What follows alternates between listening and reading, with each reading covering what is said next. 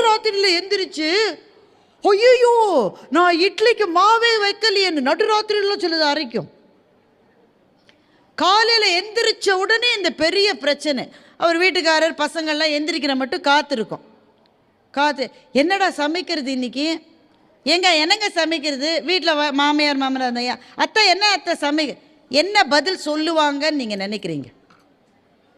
சும்மா சொல்லுங்க. ஏதாவது ஒன்று செய்.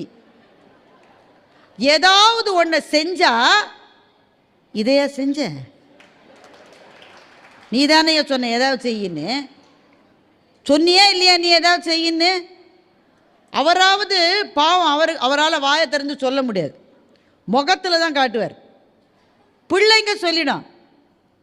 தேர்ட் டைம் இது இந்த வாரத்தில். Third time. என்னடா தேர்ட் டைம்?